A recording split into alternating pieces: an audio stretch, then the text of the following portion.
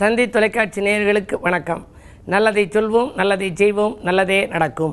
ஒரு வாழ்க்கையில் நல்லது நடக்க வேண்டும் என்று சொன்னால் நல்லதை சொல்ல வேண்டும், நல்லதை செய்ய வேண்டும். அந்த அடிப்படையில் இன்றைக்கு 16/1/2017 திங்கட்கிழமை பூரம் நட்சத்திரம் இரவு 2:19 வரை, பிறகு உத்திரம் நட்சத்திரம். இன்றைக்கு உழவர் திருநாள். உழவர்களையெல்லாம் நாம் போற்றி பாராட்ட வேண்டிய திருநாள். அவர்கள் சேற்றிலே கால் வைத்தால்தான் நாம் சோற்றிலே கை வைக்க முடியும். நிலம், நீர், தீ, காற்று, ஆகாயம் ஆகிய பஞ்சபூதங்களையும் கொண்டாடுகின்ற ஒரு வைபவம் தான் தை முதல் நாளிலிருந்து வந்து கொண்டிருக்கின்றது. கதிரவனை போற்றுகின்றோம், வானத்தை நோக்கி போற்றுகின்றோம். பிறகு உழவர்களை போற்றுகின்ற பொழுது மண்ணுக்கு நாம் முக்கியத்துவம் கொடுக்கின்றோம், விலங்குகளுக்கு முக்கியத்துவம் கொடுக்கின்றோம், நெருப்புக்கு முக்கியத்துவம் கொடுக்கின்றோம், நீருக்கு முக்கியத்துவம் கொடுக்கின்றோம். இப்படிப்பட்ட திருநாளைத்தான் தமிழர் திருநாள் என்றும் நாம் அழைக்கின்றோம். இன்றைக்கு எங்கள் ஊர் சிவகங்கை மாவட்டம் கீழச்சிவல்பட்டி, திருப்பத்தூர் அருகிலே இருக்கிற ஊர். எங்கள் ஊரிலே தமிழ் மன்றம் என்ற ஒன்று இருக்கிறது. 67 ஆண்டு காலமாக தொடர்ந்து நடைபெற்று வருகின்ற தமிழ் மன்றம். தமிழகத்தின் பிரபலங்கள் எல்லாம் அதிலே கலந்து கொண்டிருக்கிறார்கள். என்னுடைய முன்னிலையிலே இன்றைக்கு அங்கே விழா நடக்கின்றது. பொதுவாகவே தமிழ் வளர நாம் பாடுபட வேண்டும். தமிழர் திருநாளிலே நாம் இல்லத்திலே தமிழ் மொழி ஒலிக்க வழிவகுக்க வேண்டும். நம்முடைய தினத்தந்தியினுடைய பெருமை என்னவென்றால், ஆதித்தனார் ஐயா அவர்கள் வாழ்க தமிழ் வெல்க தமிழ் என்று எழுதியிருப்பார்கள்.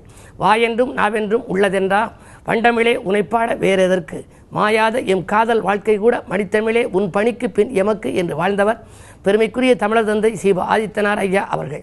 அவர்களை போற்றி நாம் இப்பொழுது அந்த பத்திரிகையை தொடர்ந்து எல்லோரும் வாசித்து வருகின்றோம். எனவே தமிழ் மொழி எங்கும் ஒலிக்க வேண்டும். குழந்தைகளுக்கு தமிழிலே நீங்கள் பெயரிடுங்கள். அதே நேரத்திலே தொழில் நிலையங்களுக்கெல்லாம் நீங்கள் தமிழிலே புகுத்துங்கள். இப்படியெல்லாம் தமிழ் வளர பாடுபட வேண்டும் என்றுதான் தமிழ் மன்றங்கள் எல்லாம் ஆங்காங்கு தோன்றி இந்த நாளிலே இப்பொழுது நடைபெற்று கொண்டிருக்கின்றது.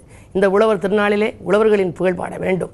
உழவுக்கும் தொழிலுக்கும் வந்தனை செய்வோம் என்று சொல்லி வாய்ப்பு இந்த உழவர்களுக்கெல்லாம் உழவுக்கும் தொழிலுக்கும் வந்தனை செய்வோம் என்று சொல்லி இனி இன்றைய ராசி பலன்களை இப்பொழுது உங்களுக்கு வழங்கப் போகின்றேன்.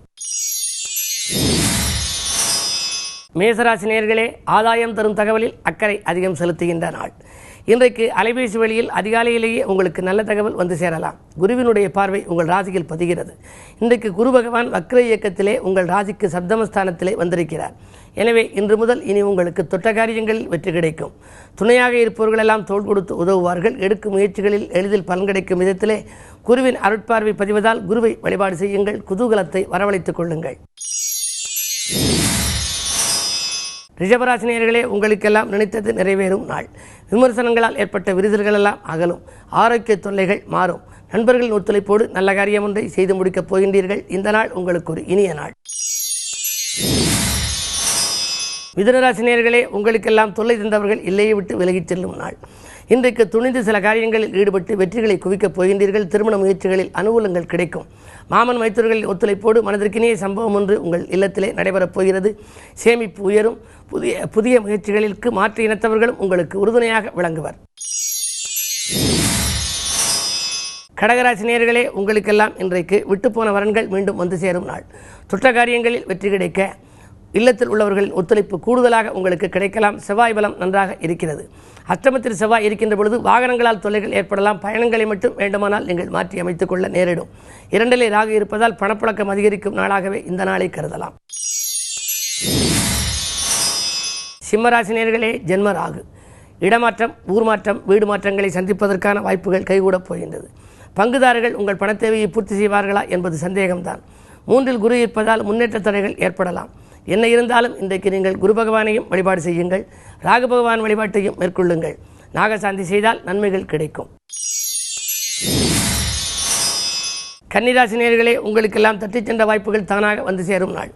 இன்றைக்கு தடைக்கற்கள் எல்லாம் உங்களுக்கு படிக்கற்களாக மாறப்போகின்றது. நண்பர்கள் நல்ல தகவலை கொண்டு வந்து சேர்ப்பார்கள். அரசியல்வாதிகளாலும் உங்களுக்கு அனுகூலங்கள் உண்டு. சுப செலவுகள் அதிகரிக்கும். துலாம் ராசினியர்களே, எதையும் யோசித்து செய்ய வேண்டிய நாள். இலாகா மாற்றங்கள், இடமாற்றங்கள் வரலாம். உத்தியோகத்திலே புதிய மாற்றங்களை எதிர்பார்த்து காத்திருப்பவர்களுக்கு அது கைகூடும். குரு ஜென்மத்தில் வந்தாலும் கூட 3ஆம் இடத்திற்கு அதிபதியாக அது விளங்குவதால் முன்னேற்ற பாதையை நோக்கி அடியெடுத்து வைக்கப் போகின்றீர்கள். இந்த நாளை இனிய நாளாக அமைத்துக்கொள்ள நீங்கள் குருவையும் வழிபாடு செய்யுங்கள். அம்பிகை வழிபாட்டையும் மேற்கொள்ளுங்கள். விருச்சிக ராசினியர்களே, உங்களுக்கெல்லாம் ஒப்பந்தங்களில் கையெழுத்திட்டு மகிழும் உன்னதமான நாளாக இந்த நாள் அமையப் போகின்றது. குருவினுடைய பார்வை 4ஆம் இடத்தில் பதிவதால் சுகங்களும் சந்தோஷங்களும் வந்து சேரும். இடம்பூமி வாங்குவதிலே ஆர்வம் காட்டுவீர்கள். கல்யாண கனவுகள் நனவாகும். விருந்து விழாக்களிலே கலந்து கொண்டு மகிழ்ச்சி அடையப் போகின்றீர்கள். ஜென்மச்சனியின் ஆதிக்கத்தால் சிறு சிறு தொல்லைகள் ஏற்பட்டாலும் முடிவு நல்ல முடிவாகவே அமையப் போகின்றது. இந்த நாளை இனிய நாளாக நீங்கள் அமைத்துக்கொள்ள ஆலய வழிபாட்டை மேற்கொள்ளுங்கள். தனுசு ராசி நேயர்களே, கூட்டு முயற்சிகளில் லாபம் கிடைக்கும் நாள். தீட்டிய திட்டங்கள் வெற்றி பெறும். கொடுக்கல் வாங்கல்களில் உங்களுக்கு முன்னேற்றங்கள் உண்டு. பாதியில் நின்ற பணி இன்று மீதியும் முடியப் போகின்றது. குழந்தைகள் நலன் கருதி நீங்கள் ஏதேனும் திட்டங்கள் தீட்டியிருந்தால் அது வெற்றி பெறும் வாய்ப்பு இன்றைக்கு உண்டு. அரசியல்வாதிகள் அதிகாலையிலேயே உங்களுக்கு நல்ல தகவலை கொண்டு வந்து சேர்ப்பார்கள்.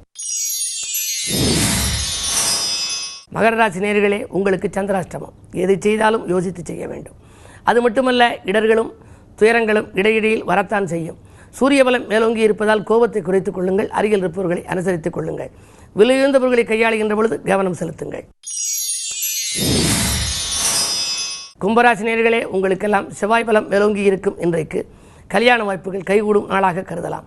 கட்டிடப் பணியில் இருந்த தொய்வுகள் அகலும். உடன்பிறப்புகள் உங்களுக்கு உதவிக்கரம் நீட்டுவார்கள். தொலைபேசி வழி தகவல் தொழிலுக்கு உறுதுணையாக இருக்கும். வீடு மாற்றம், நாடு மாற்றம் தொடர்பான சிந்தனைகள் ஒரு சிலருக்கு மேலோங்கும். நன்மை தரும் நாள் இந்த நாள். மீனராசி நேயர்களே, அஷ்டமத்தில் குரு அடியெடுத்து வைத்து விட்டார். எனவே ஆரோக்கிய தொல்லை ஏற்படலாம். பயணத்தால் பலன் கிடைக்குமா என்பது சந்தேகம்தான். எதிரிகளின் தொல்லை குறைய அனுசரித்து செல்லுங்கள். 6ல் ராகு இருப்பதால் பணப்புழக்கம் அதிகரிக்கும் என்றாலும் கூட மன நிம்மதி குறைவாகவே இருக்கலாம். எனவே இந்த மாலை நேரத்தில் வழிபாட்டை மேற்கொள்ளுங்கள். குறிப்பாக தென்முக கடவுள் வழிபாடு நன்மைகளை வழங்கும். மேலும் விவரங்கள் அறிய தினத்தந்தி படியுங்கள்.